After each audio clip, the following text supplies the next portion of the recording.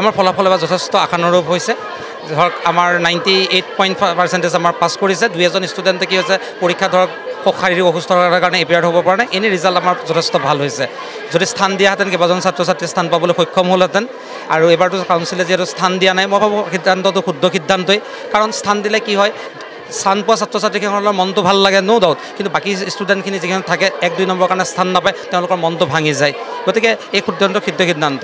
আৰু স্থান পায়ো ছাত্ৰ ছাত্ৰীসকলে যদি আগলৈ যদি মেডিকেল পৰীক্ষাই হওক বা ইঞ্জিনিয়াৰিং পৰীক্ষাতে হওক, তাত যদি তেওঁ যদি স্থান পাব যদি স্থান পাব নোৱাৰে, তেতিয়াহ'লে তেওঁলোকে এই হায়াৰ ছেকেণ্ডেৰী পৰীক্ষাত স্থান পোৱাটো মূল্যহীন হয়। গতিকে মই ভাবোঁ এতিয়া ছাত্ৰ ছাত্ৰীসকলে বৰ্ডৰ লগতে এণ্ট্ৰেঞ্চত ফ'কাছ কৰাত সুবিধা হ'ব বুলি মই ভাবোঁ। এইবাৰ আপোনালোকৰ এখন স্কুলৰ পৰা কিমানে পৰীক্ষা দিছিলে?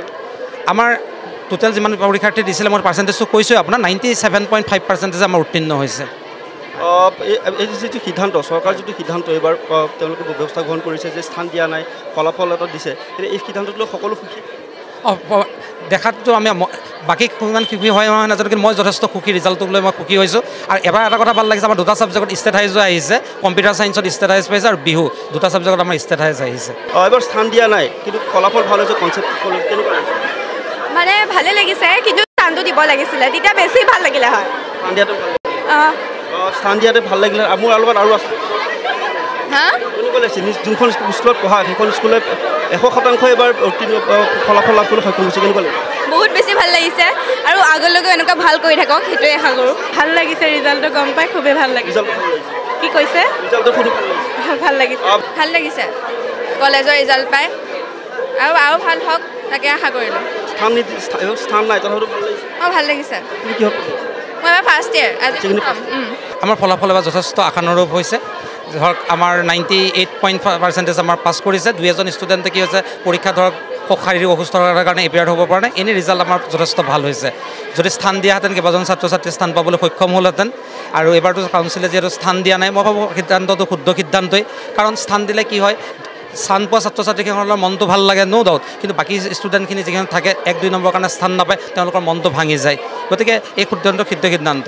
আৰু স্থান পায়ো ছাত্ৰ ছাত্ৰীসকলে যদি আগলৈ যদি মেডিকেল পৰীক্ষাই হওক বা ইঞ্জিনিয়াৰিং পৰীক্ষাতে হওক, তাত যদি তেওঁ যদি স্থান পাব যদি স্থান পাব নোৱাৰে, তেতিয়াহ'লে তেওঁলোকে এই হায়াৰ ছেকেণ্ডেৰী পৰীক্ষাত স্থান পোৱাটো মূল্যহীন হয়। গতিকে মই ভাবোঁ এতিয়া ছাত্ৰ ছাত্ৰীসকলে বৰ্ডৰ লগতে এণ্ট্ৰেঞ্চত ফ'কাছ কৰাত সুবিধা হ'ব বুলি মই ভাবোঁ।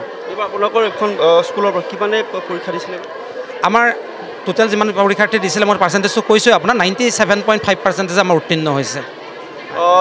এই যিটো সিদ্ধান্ত, চৰকাৰৰ যিটো সিদ্ধান্ত এইবাৰ তেওঁলোকে ব্যৱস্থা গ্ৰহণ কৰিছে যে স্থান দিয়া নাই, ফলাফল এটা দিছে, এই সিদ্ধান্তটো লৈ সকলো সুখী?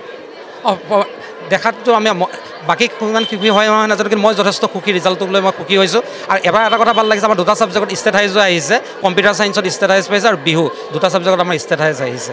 এবাৰ স্থান দিয়া নাই, কিন্তু ফলাফল ভাল হৈছে। কনচেপ্ট কেনেকুৱা লাগিছে? মানে ভালে লাগিছে, কিন্তু স্থানটো দিব লাগিছিলে, তেতিয়া বেছি ভাল লাগিলে হয়।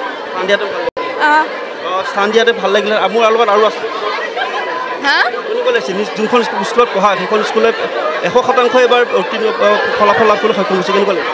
বহুত বেছি ভাল লাগিছে আৰু আগলৈকে এনেকুৱা ভাল কৰি থাকক, সেইটোৱে আশা কৰোঁ। ভাল লাগিছে, ৰিজাল্টটো গম পাই খুবেই ভাল লাগিছে।